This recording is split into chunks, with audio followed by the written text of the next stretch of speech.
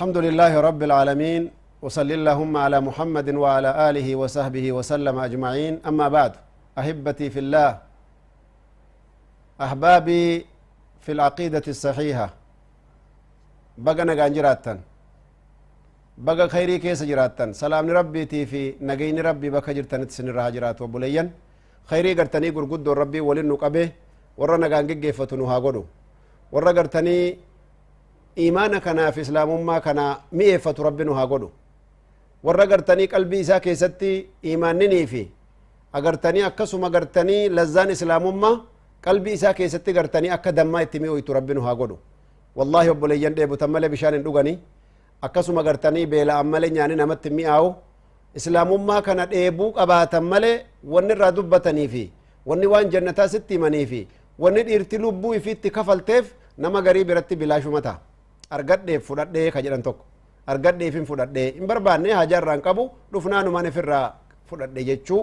rabbi nagaa nu haa baasu islaamummaan obboleeyyan nama lubbuu ofiitti dhabe jira nama itti beela'e jira nama akka agartanii ulamaadha waan nyaatu dhabe agartanii waan agartanii jiruu isaatti hin jireessu dhabe diinii rabbii kana keessatti ija mukaa nyaate diinii rabbii kana baratee nuun ga'ee jira ummata afaan keenya dubbatu ulamaa keenya gurguddaa baadiyaa jiranirraa jechuu rabbi gartee ka jiran umrii isaanii nuu dheeresse aalama gartanii islaamaa hawaasa isaaniitiin rabbi haa gahu akkasuma warra gartee gama akhiraa dabrillee argitanii bashaasha jannataatiin agartee fuula bareedduu rabbi isaan halaaluu jedha obboleeyyan islaamummaan duuba ni'amaa gurguddoo gartee qabdi ka agartanii rabbul izzati wal jalaal qabxii jajjabduu keessatti nu akeeku islaamummaan akkasiin ni'amaa gurguddaa taate rabbi subhaanahu wa ta'ala akkuma agartanii dubbannee dabarsine rabbititti nu qajeelche ammallee rabbi irra nu haasabachiisu kanaaf rasuuli rabbi yeroo hedduu yaa muqalliba alquluub thabbit qalbii calaa diinik yaa musarrifa alquluub sarrif qalbii ilaa xaacatik yaa rabbii qalbii namaa gadhaabdu qalbii namaa sabachiiftu yani qalbii namaa gara gaggalchitu naa sabachiisi qalbii kiyya yani عائشة رضي الله عنها وارضاها وقسين قافتو رسول ربي ما أكثر ما تقول الرهدو والنتيجة مالتو أكنا هدو ميز مقلب القلوب ككتا مقلب القلوب أغرتني كدتا يا ربي قلبي كي يناسبت شيسيتا يو ككتو لي نعم ومقلب القلوب نعم لا ومقلب القلوب أكس جتا مالي قلبي تنتيرتي وان صداتو جرائي جتا عائشة سبحان الله علمي أجايبا قنو بافتي هاتي تينيا رب الرهجالة جنة نسيها قمت شيسو دوبا وانجي رسول ربي السلام نعم يا عائشة جي إن القلوب بين أصبعين من أصابع الرحمن جل جلاله تبارك وتعالى قلبين بني آدم كن هرك ربي لمان قب ربي لمان جدو جرتي بريجين ربي سبحانه وتعالى يقلبها كيف يشاء أكفد قرتي قلبي تنقرق قلشا أبوليان كي ربي قلبي كي نوها سبت شيسو يا أبوليان يقينا نراتك قاتف qalbii keenya keessa gartanii hamtuu jirtu laale yookiin hujii teenya fokkataa laale rabbiin qalbii keenya jirjiirin yaa obboleeyyan qalbii rabbiin guddaan akka inni quraana keessa dubbatetti yaxuulu bayna almar'i wa qalbihi yoo isin gartee haalli teessan hammaate yoo rabbi isin irraa dallansuu qabaate beekadhaa jee gartee isiniif qalbii keessan jidduu seeneetiin gara sin galcha wallah sababaa gartee maasiyaa keenyaa jechuu inna allaha laa yadlimu nnaasa mithqaala dharra rabbiin ilmaan aadam kana wanni takkaillee inni zulmii irraa fedhu hin jiru لكن في كل مصائب في كل فتن وان بلا ندفو في فتنة قرتي نما أرقته هندا الناس هو السبب بني الإنسان هو السبب نهو كانتو قرتي سببا في التهجرة خنافو بليين إيمانا نعم ربي قدا كان كيستي ربي كين يرو هنداه اهدنا الصراط المستقيم يا مقلب القلوب ثبت قلبي على دينك يا كربي قلبي نما قرق قلشتو قلبي كين ينو سبت شيسي شهوادان فاشنان fitnaadhaan gosaa gosittiidhaan waan shayxaanni deemmatu kana hunda qashina isaatii fi kotota isaa kanaan yaa rabbi gartanii karaa keetirraa gara nuun galchin jenne rabbii wajjin sabatanii hafuun du'aa'i rasuula rabbii kana gartee nama yaadachiisa jechuu waramadaanu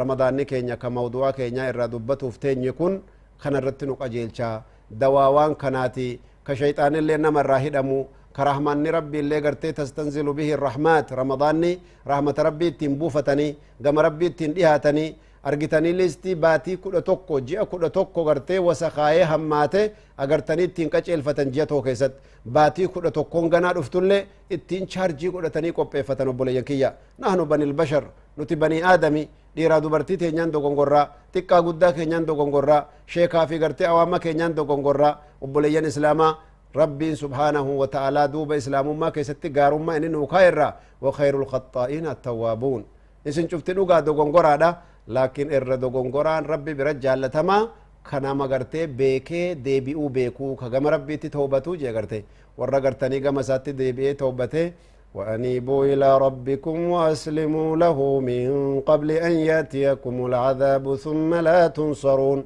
أكسف فارس ربين ديبي أقام ربي كيسني جين وصو قرتني ركون فتنان دنياتي في آخرة سنين قبني يو قرتي دوتي سن قبته مصيبان بوتي جرتي بيكاجي مصيبة الموت أكا ربين دبتي قرآن خيستي سندرتي مال جتشو قبنا اهدنا الصراط المستقيم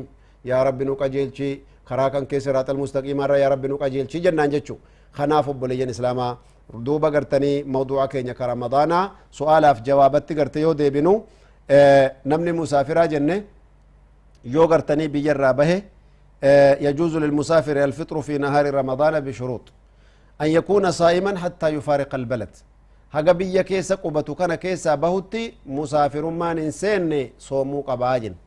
eegaa borsilaas bahuufin deema maal godhaan niyyadhee bula akkan jenne akka guyyaa dheengaddaa dubbannetti niyyaan bulfatuuni shuruuxa soomni kee fayyaa ta'urraa seera soomni kee fayyaa ta'urraa jenne wakadhalika ammallee ويخرج منها وإن انفصل عن البنيان يعني نمني كو يو غرتني به مسافة كيلومتر غرتني 8 كيلومتر غرتني 40 يو غرتني كاي سفر ديمو فطرو غرتني ني دندها سير شريعة غرتني هيمي في جراجتشو وكذلك أما اللي يقيم في البلد الذي سافر إليه أقل من 4 ليال هذا على مذهب الإمام الشافعي وكثير من العلماء معهم قويا غرتي أفر يو بيتوكو كيستي غرتني توري haga guyyaa afurii san gartee musaafira hukmi musaafirummaa gartanii guutachuu qabaa jecha salaatas ni gabaabsaa soomas ni faxaraa laakiin yoo gartee guyyaa afur bira dabree torbaan lamanin ta'a ka jehu taate guyyaa afuriin booda gartee soomasaas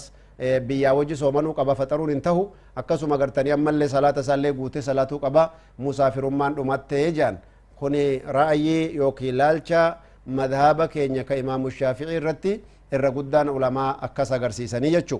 ulamaan gariin ammoo madhaabni gartanii gariin illee akkasuma ammoo namni gartanii maqaa musaafirummaatiin bahee ala jiru guyyaa deebihun beeyne ka agartee musaafirummaan agartanii isarratti sabattee jirtu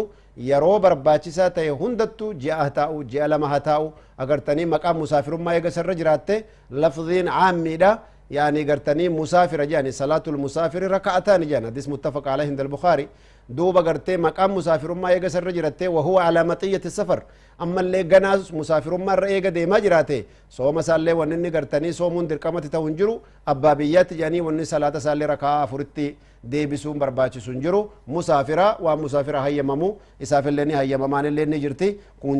دبين كيسب الله إن شاء الله تعالى وكذلك علماء وانجان ألا يكون سفره سفر معصية رخصان صلاة رخصان صومنا كصلاة قرتني قباب سيراني صوما اللي فتر جانيني يرو قرتني أمان تنا أرقتني إني بهوسا سفر رسايوكي همال لساكني كهلالا تو قباجان نما أجيسو به كأغرتني كونو لبو إسلاما باسوف دبره كأكسو مغرتي أما اللي أرقتني دوبا هناف به كأغرتني ركو أدداتيف كديمو يوته argitanii wanni shari'aan ruqsaa gooteef hin jiru jechu maal jennaan safarri isaatu gartee halaalaa miti jedhan ulamaan islaamaa طيب وإن كان كذلك فلا يجوز له الفطر فطرون دنده جتشاتو جرا جتشو رب بلين إسلاما أكسو ما قرتني سؤال قرتني اتيانو سؤال قياد إن قدات الرقم قافي دي بسو جرا رجل قرر في إحدى الليالي في رمضان أن يسافر نمني توكو قرتني دوبا سفر قرتني ندفت جيه قتا جرا niyyaa bulfachuu keessatti maal ta'uu danda'a jedhanii tan irraa deebifne jirra niyyaa bulfatuun dirqama ka borsaafartee deemtuhu haa ta'u haga biyyarraa baatutti niyyaa safaraa argitee qabaattullee faxaruun dandeessu soomanaan lafaa ka'uu qabdaa jechaadhaan agartanii kuni dubbatamee jira jechu namni tokko yoo safara seene maxaara gartanitti yoo dirree xayyaaraa gaye gartee faxaruu ni dandahaayii jedhani ulamaan islaamaa yoo maxaarri yookiin repoortiin dirreen xayyaaraa biyya keessa gartee ka jirtu taate akkuma jenne jogola islaamaa san keessa ka jirtu taate faxaruun agartanii hin tahuu jen haga biyyarraa bahuttii jechuudha duub su'aalli itti aantu yoo aduun seente namtichi musaafiraa faxaree eegasii gartanii biyyarraa gartanii hoggunni bahee xayyaarri gartee ol kaatu argitanii warruma biyyaatu haa tahu yoo xayyaarri ol kaatu aduun gubbaa kana jirti agartanii namni kana akkam tahaa jaan faxaree orreedii teemira nyaatee bisaan dhugee dirree xayyaaraa jira ol bahe hoggunni ol bahee jehu aduun gubbaa kana jirti aduutti bahee jechuu amma namni akkana akkam taha soomni isaa nagaya waa takka rakkoon qabu jechuu li'anna bakkinni itti soomaa oole talafaa halkan taatee jirti inni xayyaaratti gartee ol bahee aduutti achi deemuudhaan wanni isa qabattu hin jirtu jechuudha waan ajaa'ibaati waan agartee guyyaa tokko nu mudate irraa minisoota irraa agartee daqiiqaa 15 ka hafte washington seattle washington agartanii deemuu jira akkasi gartee duuba daqiiqaa 15 tafte jedhanii ijoolleen teemira harkarra naa kayanii xayyaara keessa faxarta naan jedhanii guyyaa sana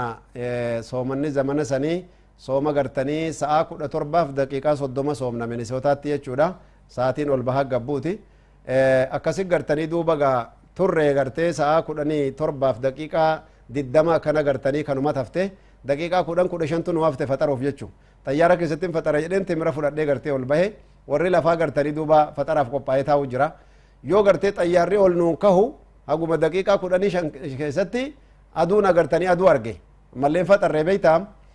ajaa'iba gaa'ii amma hukumii masaalaan anaahuna qabatte amma akkamiin godha je'een masaalaa fattashuu seene jechuudha mataadhaan amma yeroo warri lafaa faxaran sana an warra lafaatti wajjin hin jiru daqiiqaa 15 na hafte daqiiqaa 15 na hafte tan agartanii ol bahe aduu arge amma aduu yoo an argee jee ol bahee dabre duuba aduun agartanii nuttas deemti nulleen aduu tachi deemuu jirra gara guyyaan deemuu jira jechuu lianna washington seattle washington sa'a sadii gartanii minisoota duuba jirti yaani gartee guyyaa isaaniif guyyaadha haga sa'a sadiif daqiiqaa 45 xayyaaraan deemu kana aduudhuma keessa deemaa jira sa'a meeqa taate na biratti sa'a 21f way ta'uu deemti jechuu soomni kiyya hukumii shari'aatitti gartanii duuba hukumii lamanin qaba warra gartanii wajjin an soomaa oole sanii wajjin faxaruun hin dandaha akka seera shari'aatitti jechuudha yoo ammoo gartanii an aduu argee gartee aduu kanaa wajjin yani sabrii godhee gartanii isaan warran itti deemaa jiru wajjin faxara jedhelleen hukumiin lamaan kanaa jidduu tanaa gartee wain kana fi masala basiita khilaaf xiqqoo keessa jira argiteen warra sanaa wajjin faxaruu fi warra kanaa wajjin faxaruu jidduu waan agartanii laallatantu jira jechuu hukumiin akkasii gartee khaasatan salaatalle nama gartee rakkisuu jira yeroo amma afrikaa irraa kaanee gartee gara awurooppaa gara ameerikaa deemnu salaanni kun tokko nama jalaa bada yookaan salaata lama nama jalaa bada osoo ati subii salaattee gartanii deemtuuti subii kanarraa gartanii duuba gara halkaniit deemta ammallee subii salaatteeti yedduu dubaayii kanaa fi gartee agartee holandaa irratti subii salaattee fakkeenya gara ameerikaachi deemta yoo isaanii gartanii guyyaa tahu gartee nuti waan dura jirruuf guyyaa isaanii ta'u yoo halkanillee ta'e halkanitti achi deemta sa'uma 3-4 deemte ammallee salaanni subii sitti dhiyaata jechuu yookaan agartanii salaata dabulii sittaa yookaan salaata si jalaa bada akka gartee bonaatiif akka gannaatitti jechuu rakkoon akkasii sun mas'alaa diiniiti akka gaarii hubatamuun dirqama obboleeyyan islaamaa kanarraa gartanii shari'aan islaamaa wanni isiin dubbattu hedduu waan isiin adda baaftu jira هذه حكمة ربانية يعني في